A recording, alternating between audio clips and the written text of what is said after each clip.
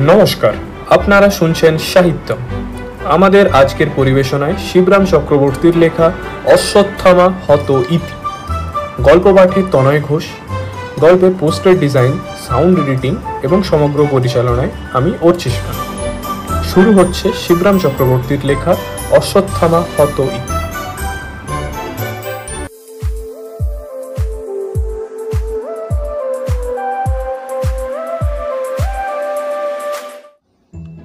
পাশের বাড়ি বেরি হওয়ার পর থেকেই মনটা খারাপ যাচ্ছিল। পাশের বাড়ির সঙ্গে কোনো সম্পর্ক যে ছিল তা নয়, সম্পর্ক হবার আশঙ্কাও ছিল না, কিন্তু বেরির সঙ্গে সম্পর্ক হতে কতক্ষণ? যে বেপরোয়া ব্যায়াম কোনো দেশ থেকে এসে এতদূর পর্যন্ত এগোতে পেরেছে, তার পক্ষে আর একটু কষ্ট স্বীকার করা এমন কি কঠিন কাজ? কদিন থেকে শরীরটাও খারাপ বোধ করতে লাগলাম। মনের মধ্যে স্বগতোক্তি শুরু হয়ে গেল, ভালো করছো না হে অশ্বিনী, সময় থাকতে ডাক্তার দেখাও। মনের পরামর্শ মানতে হলো, ডাক্তারের কাছেই গেলাম, বিখ্যাত গজেন ডাক্তারের কাছে। আমাদের পাড়ায় ডাক্তার এবং ডাক্তার বলতে একমাত্র তাকেই বোঝায়। আর কিছু না, আপনার হার্ট ডায়ালেট করেছে। বলেন কি গজেন বাবু? বেরি হয়েছিল কি? হ্যাঁ হয়েছিল, পাশের বাড়িতে। ঠিকই ধরেছি, বেরির আফটার এফেক্টই এই। তাহলে কি হবে? তাহলে কি আমি আর বাঁচবো না? একটু শক্ত বটে, সঙ্গীন কেস। এরকম অবস্থায় যে কোনো মুহূর্তে হার্ট ফেল করা সম্ভব। বলেন কি গজেন বাবু? না, আপনার কোনো কথা শুনবো না, আমাকে বাঁচাতেই হবে আপনাকে। তা যে করেই পারেন আমাকে বাঁচান। আমি না বেঁচে থাকলে আমাকে দেখবে কে? আমাকে দেখবার আর কেউ থাকবে না, যে কেউ নেই তো আমার। আচ্ছা, চেষ্টা করে দেখা যাক। একটা ভেজিটালিসের মিক্সচার দিচ্ছি আপনাকে, নিয়মিত খাবেন, সারলে ওতেই সারবে। তবে তাই কয়েক বোতল বানিয়ে দিন আমায়, আমি হরদম খাবো। না, হরদম নয়, দিনে 3 বার। আর কোথাও হাওয়া বদলে চলে যান, পশ্চিম গেলে ভালো হয়। একদম কমপ্লিট রেস্ট দরকার। আচ্ছা, তাই যাচ্ছি না হয়। ডাল্টনগঞ্জে আমার মামার বাড়ি, সেখানেই যাব। কমপ্লিট রেস্ট, বুঝেছেন তো? হাঁটা চলা কি ঘোরাফেরা কি দৌড়ঝাঁপ কি কোনো পরিশ্রমের কাজ একদম না। করেছেন কি মরেছেন, যাকে বলে হার্ট ফেল। দেখতে শুনতে দেবে না, সঙ্গে সঙ্গে খতম। বুঝেছেন তো অশ্বিনী বাবু? নিশ্চয়ই। পরিশ্রম না করার জন্যই যা পরিশ্রম দরকার সেটুকুই করব, আপনি নিশ্চিন্তে থাকুন। এখন থেকে অলস হওয়ার জন্যই আমার নিরলস চেষ্টা থাকবে। মামারা থাকেন ডাল্টনগঞ্জে, সেখানে তাদের ক্ষেত খামার। মোটা মাইনের সরকারি চাকরি ছেড়ে দিয়ে জমি কিনে চাষবাস নিয়ে পড়েছেন। খাদ্য সমস্যা সমাধানের মতলব ছোটবেলা থেকেই মামাদের মনে ছিল, কিন্তু চাকরির জন্য তা করতে পারছিলেন না। চাকরি করলে আর মানুষ বেকার থাকে কি করে? সমস্যাই নেই তো সমাধান করবে কিসের? অনেকদিন মনোকষ্টে থেকে অবশেষে তারা চাকরি ছাড়লেন। তারপরেই এই চাষবাস। কলকাতার বাজারে তাদের তরকারি চালান আসে। সরকারি গর্বে অনেককে গর্বিত দেখেছি, কিন্তু তরকারির গর্ব কেবল আমার মামাদের। একচেটে ব্যবসা অনেক দিন থেকেই শোনা ছিল, দেখার বাসনাও ছিল। এবার এই রোগের হেতু ডাল্টনগঞ্জে গেলাম। মামার বাড়িও যাওয়া হলো, চেঞ্জেও যাওয়া হলো, এবং চাই কি তাদের তরকারি সাম্রাজ্য চোখেও দেখতে পারি, চেখেও দেখতে পারি হয়তোবা। বেশ, এসেছো যখন তখন থাকো কিছুদিন। থাকবই তো, পায়ের ধুলো নিতে নিতে বলি। চেঞ্জের জন্যই তো এলাম। এসেছো ভালোই করেছো, এতদিনে পটলের একটা ব্যবস্থা হলো। হ্যাঁ, একটা দুর্ভাবনাই ছিল বটে, যাক তা ভালোই হয়েছে। বুঝলাম, মামাতো ভাইদের কারো গুরুভার আমায় বহন করতে হবে, হয়তো তাদের পড়াশোনার দায়িত্ব নিতে হতে পারে। তা বেশ তো, ছেলে পড়ানো এমন কিছু শক্ত কাজ নয় যে হার্ট ফেল হয়ে যাবে। গুরুতর পরিশ্রম কিছু না করলেই হলো। টিউশনির যেগুলো শ্রমসাধ্য অংশ, পড়া নেওয়া, ভুল করলে শোধরানোর চেষ্টা করা, কিছুতেই ভুল না শোধরালে শেষে পাথা পেটা করা, এবং মাস ফুরলে প্রাণপণে বেতন বাগানো। এখন থেকেই এগুলো বাদ দিতে সতর্ক থাকলাম। হ্যাঁ, সাবধানী থাকবো রীতিমতোই, যাতে কান মোলবার কষ্ট স্বীকারটুকুও না করতে হয়।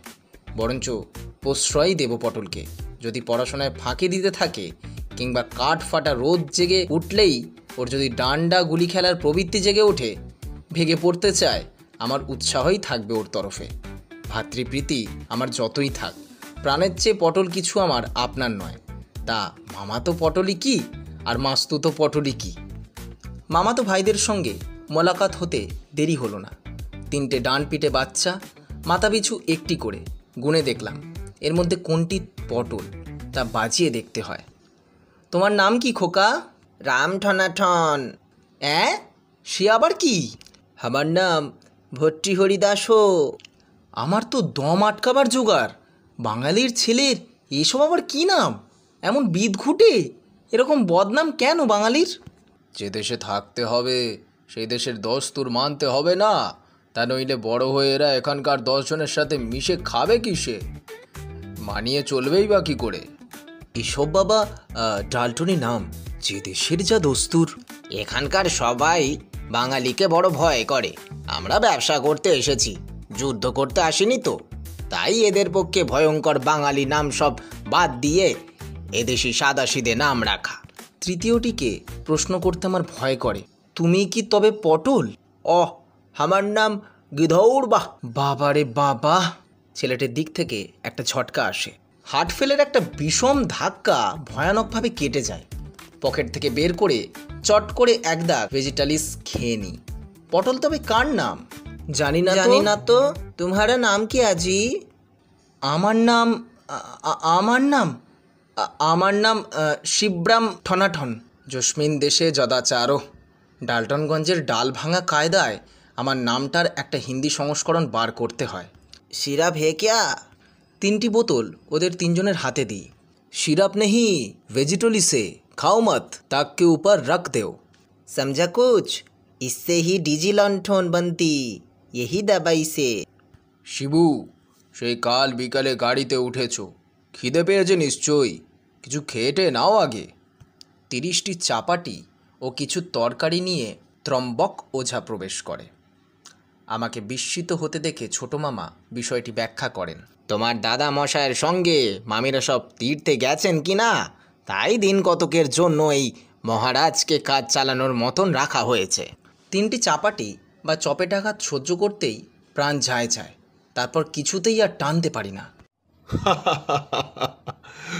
তোমার যে দেখি পাখির খোরাকে। খেতে পারতাম, কিন্তু পরিশ্রম করা আমার ডাক্তারের নিষেধ কি না।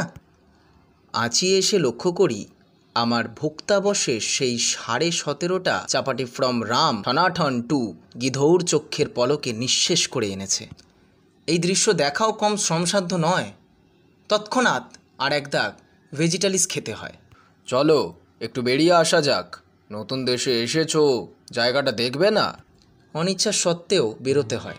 ডাক্তারের মতে বিশ্রাম দরকার, একেবারে কমপ্লিট রেস্ট। কিন্তু মামারা রেস্ট কাকে বলে জানেন না। আলস্য ওদের দুচক্ষের বিষ। নিজেরা অলস তো থাকবেনই না, অন্য কাউকে থাকতেও দেবেন না।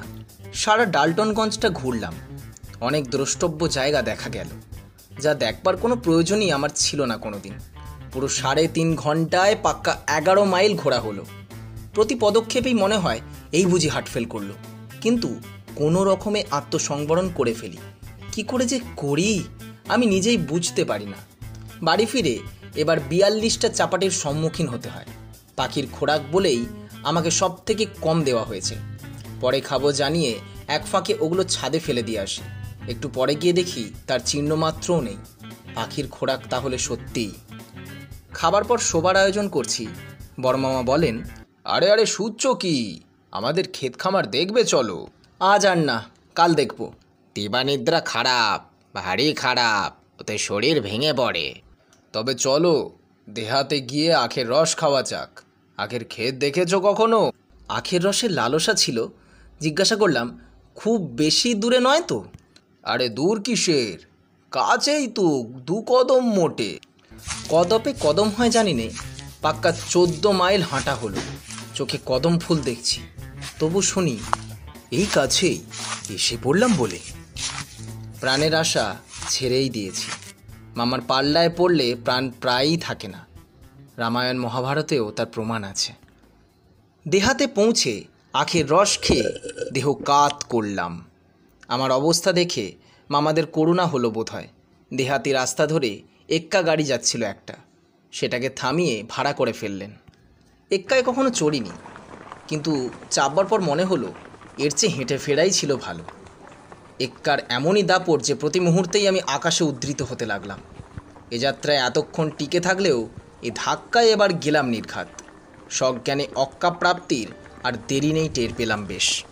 বাড়ি ফিরতে ফিরতে রাত হয়ে গেল।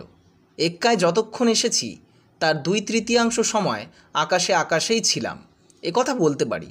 কিন্তু সেই আকাশের ধাক্কাতেই সারা গায়ে দারুণ ব্যথা, হাড় পাঁজরা যেন ভেঙে গুড়িয়ে ঝরঝরে হয়ে গেছে বোধ হতে লাগলো। 33টা চাপাটির মধ্যে 3.25খানা আত্মসাৎ করে শুয়ে পড়লাম। কোথায় রামলীলা হচ্ছিল, মামারা দেখতে গেলেন। আমার সঙ্গে যেতে সাধলেন, বারবার অভয় দিলেন যে 1 কদমের বেশি হবে না। আমি কিন্তু ঘুমের ভান করে পড়ে থাকলাম। ডালটনি ভাষায় 1 কদম মানে যে 21 মাইল, তা আমি ভালো রকমই বুঝেছি। আলাদা বিছানা ছিল না, একটি মাত্র বড় বিছানা পাতা, তাতেই ছেলেদের সঙ্গে শুতে হলো। খানিকক্ষণেই বুঝতে পারলাম যে হ্যাঁ, সৌরজগতেই বাস করছি বটে। আমার আশেপাশে 3টি ছেলে যেন 3টি গ্রহ, তাদের কক্ষ পরিবর্তনের কামাই নেই। এই যেখানে একজনের মাথা দেখি, একটু পরেই দেখি সেখানে তার পা, খানিক বাদে মাথা বা পার কোনোটাই দেখতে পাই না। তারপরেই অকস্মাৎ তার কোনো একটার সঙ্গে আমার দারুণ সংঘর্ষ লাগে, চটকা ভেঙে যায়। আহত স্থানের শুশ্রূষা করতে থাকি, কিন্তু ওদের কারোর নিদ্রার বিন্দুমাত্র ব্যাঘাত ঘটে না। ঘুমের ঘোরে যেন বোঁবো করে ঘুরছে ওরা, আর আমিও যদি ওদের সঙ্গে ঘুরতে পারতাম তাহলে বোধহয় তাল বজায় থাকত, ঠোকাঠুকি লাগার সম্ভাবনাও কমতো কিছুটা। কিন্তু মুশকিল এই, ঘুরতে গেলে আমার ঘুমোনো হয় না, আর ঘুমিয়ে পড়লে ঘোরার কথা একদম ভুলে যাই। ছেলেগুলোর দেখছি পা দিয়েও বক্সিং করার বেশ অভ্যেস আছে, এবং সবসময় not to hit below the বেল্টের নিয়ম মেনে চলে বলেও মনে হয় না। নাক এবং দাঁত খুব সতর্কভাবে রক্ষা করছি। ওদের ধাক্কায় কখন যে দেহচ্যুত হয় কেবলই এই ভয়। ঘুমানোর দফা তো রফা, ভাবছি আর চৌকিদারিতে কাজ নেই। মাটিতে নেমে শটান জমিদার হয়ে পড়ি। রাম ঠনাঠনে পায়ের ধাক্কা লাগলো আমার মুখে। বাবা, বাবা রে বাবা, না! প্রাণ হাতে নিয়ে এমন করে ঘুমানো যায় না, পোষায় না আমার। এদিকে 2টো তো বাজে, নিচে নেমে শোবার উদ্যোগে আছি, এমন সময় নেপথ্যে মামাদের শোরগোল শোনা গেল। রামলীলা দেখে 2:30 বাজিয়ে ফিরছেন এখন। অগত্যা মাটি থেকে পুনরায় প্রমোশন নিতে হলো বিছানায়। মামারা আমাকে ঘুম থেকে জাগালেন, অর্থাৎ তাদের ধারণা যে জাগালেন। তারপর ঝাড়া 2 ঘন্টা রামলীলার গল্প চলল। হনুমানের লম্ফঝম্প 3 মামাকেই ভারী খুশি করেছে, সে সমস্তই আমাকে শুনতে হলো। ঘুমে চোখের পাতা জড়িয়ে আসছিল, কেবল হ্যাঁ হ্যাঁ দিয়ে যাচ্ছিলাম। হনুমানের বাবাকে জানো তো শিবরাম? জাম্বুবান নয় তো? পাগল। যা আমরা নিঃশ্বাস টানছি তাই। ও, এতক্ষণে বুঝেছি, ও যত সব রোগের জীবাণু। পাগলা। না না, ওসব নয়, জীবাণু টিবাণু না। জীবাণু টিবাণুও না? তাহলে কি তবে? আমার তো ধারণা ছিল ওই সব প্রাণীরাই আমাদের শ্বাস প্রশ্বাসে যাতায়াত করে। পবনদেব। সাক্ষাৎ পবনদেবকে নিঃশ্বাসে টানছি, এই কথা ভাবতে ভাবতে কখন ঘুমিয়েছি, কিংবা হয়তো ঘুমাইনি। ওঠো ওঠো, 4টে বেজে গেছে, ভোর হয়ে এলো। মুখ হাত ধুয়ে নাও, চলো বেরিয়ে পড়ি। আমরা সকলেই প্রাতভ্রমণ করি রোজ, তুমিও বেড়াবে আমাদের সঙ্গে। বিশেষ করে চেঞ্জু এসেছো যখন, হাওয়া বদলাতেই এসেছো তো? ডালটনগঞ্জের হাওয়াই হলো আসল। হাওয়া খেতে এসে হাওয়াই যদি না খেলে তবে আর কি খেলে? চোখে মুখে জলে ছিটে দিয়ে মামাদের সঙ্গে বেরিয়ে পড়লাম। 19.5 মাইল হাঁটবার পর বড় মামা দুধারে যত দূরে যায় বাহু বিস্তার করে বললেন, এই সবই হলো আমাদের জমি। আমার যতদূর চোখ যায় জমি, কেবল জমিই চোখে পড়ল। এবার যা আলু ফলেছিল তা যদি দেখতে, পটলও খুব হবে এবার।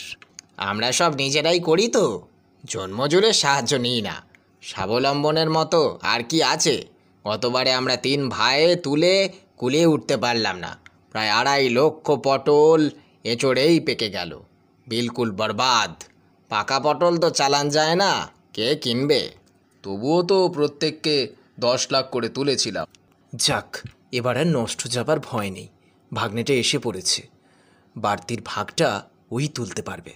কিন্তু এবার পটল ফলেছেও দেড়া। তাহলেও তো পারবে। জোয়ান ছেলে উঠে পড়ে লাগলে ও আমাদের ডবল তুলতে পারবে না? পটলের সিজনটা কবে? আর কি, দিন 7 পরেই পটল তোলার পালা শুরু হবে।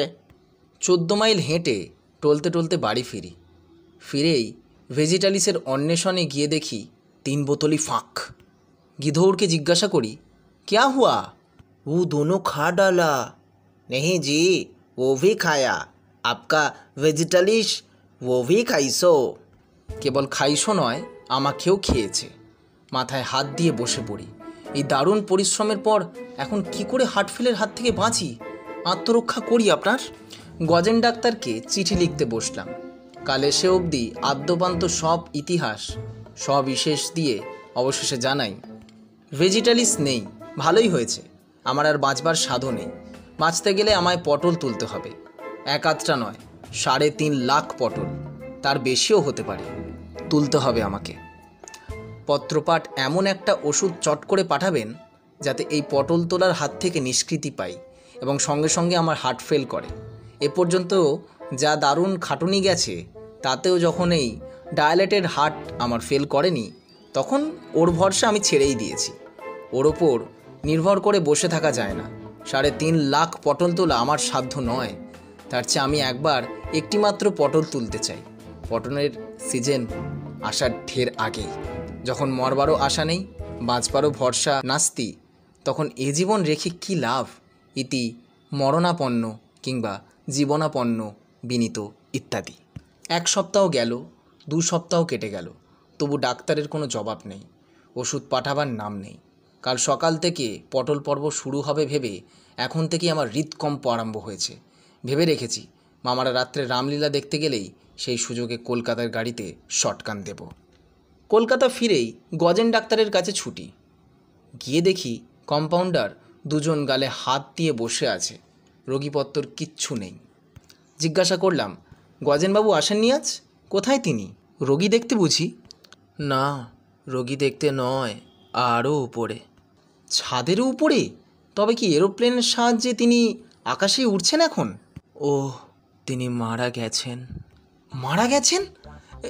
সে কি রকম? কি আর বলবো মশাই, কি এক সর্বনেশে চিঠি ডালটনগঞ্জ থেকে অশ্বিনীর না ভরণীর। তাই পড়তে পড়তে ডাক্তারবাবুর চোখ উল্টে গেল। এক চিঠি কার যেন এলো, যেন 2-3 শুধু বললেন, কি সর্বনাশ, কি সর্বনাশ।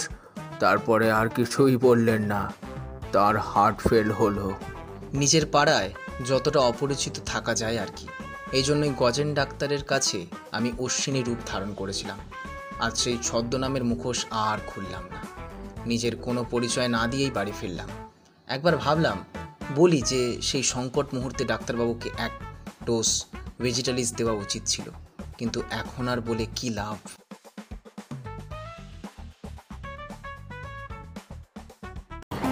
এতক্ষণ আপনারা শুনছিলেন শিবরাম চক্রবর্তীর লেখা অশ্বত্থামা হত ইতি। আপনারা যদি চ্যানেলটিতে নতুন হন তাহলে চ্যানেলটিকে সাবস্ক্রাইব করতে ভুলবেন না। এরকম আরও মজার মজার গল্প পেতে হলে শুনতে থাকুন সাহিত্য। শীঘ্রই দেখা হচ্ছে একটি নতুন মজার গল্প নিয়ে। ততক্ষণ পর্যন্ত ta ta, bye bye, take care.